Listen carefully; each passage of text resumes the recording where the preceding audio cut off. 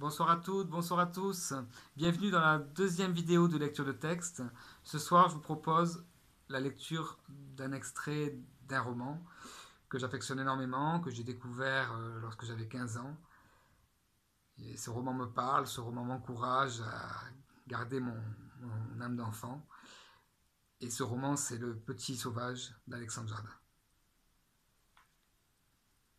Un jour, je m'aperçus avec effroi que j'étais devenu une grande personne, un empaillé de 38 ans. Mon enfance avait cessé de chanter en moi. Plus rien ne me révoltait. La vie et l'enjouement qui étaient jadis dans mes veines s'étaient carapatés.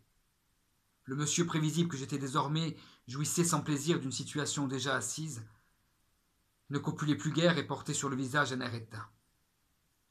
Je me prélassais sans honte dans la peau d'un mari domestiqué, indigne du petit garçon folâtre, imprudent et rêveur que j'avais été. Celui que tout le monde appelait le petit sauvage. Cette déconfiture m'a paru comme une évidence un dimanche matin.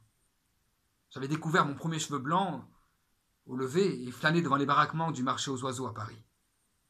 En songeant que les jeunes filles me regarderaient plus que comme un vieux, quand soudain une voix m'arrêta.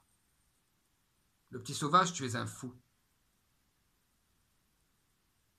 Personne dans la société de mes relations ne me connaissait sous ce nom. Tombé en désuétude depuis longtemps, même ma femme ignorait ce surnom, bien qu'elle prétendît avoir fouillé tous les replis de mon passé. Le petit sauvage, tu es un fou, répéta la voix. Stupéfait, je reconnus le timbre de mon père, liquidé par un cancer dans ma 14e année. La formule était exactement celle qu'il murmurait autrefois lorsqu'il venait m'embrasser dans mon lit. Une violente palpitation m'oppressa. J'opérai une volte-face et me trouvai tout à coup devant Lydie. À sa vue, le petit sauvage frissonna sous mon visage d'adulte.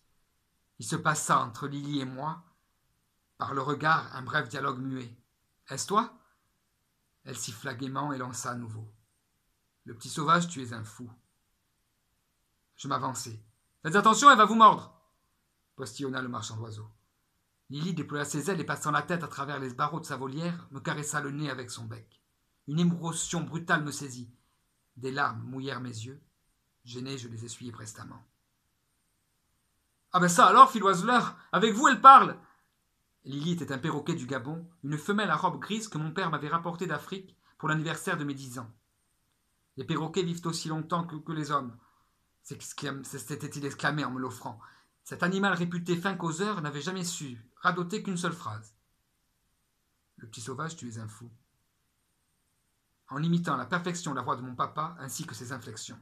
En un instant, je reconstituais ce qui avait dû se produire 23 ans auparavant, peu après qu'on eût livré au ver la dépouille de mon père. Ma mère avait prétendu que Lydie s'était enfuie à tire d'aile par une fenêtre ouverte. Sans doute l'avait-elle vendue ou donnée, ne pouvant plus supporter d'entendre 30 fois par jour les intonations fantômes d'un mari qu'elle avait toujours regardé comme un amant. « C'est incroyable, poursuivit le marchand, je la croyais muette. » Le petit sauvage, tu es un fou. J'avais le sentiment que mon père cherchait à me parler à travers Lydie. Sa voix grave me restituait une part de sa présence. « Je vous la fais à 1000 francs !» continua le commerçant. Immobile devant la cage de Lily, je pris alors conscience d'une vérité affreuse. Le petit sauvage était mort. Voilà pourquoi personne ne m'appelait plus ainsi. J'eus soudain l'impression que mon père venait de m'apprendre le décès de son petit garçon. Mon sang se glaça. « Allez, 900 francs !»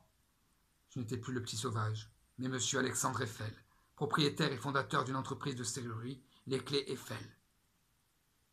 Mon ancêtre Gustave avait laissé un souvenir de 320 mètres de haut qui encombre toujours la rive gauche de la Seine. Mais contrairement à lui, je m'étais fâché avec mes rêves d'enfant. Voilà, donc c'était un extrait de Le Petit Sauvage d'Alexandre Jardin. Je vous remercie de suivre chaque semaine les différentes lectures, de les partager et de vous abonner à ma chaîne YouTube. Je vous souhaite une excellente soirée, une merveilleuse semaine et je vous dis à bientôt. Merci beaucoup.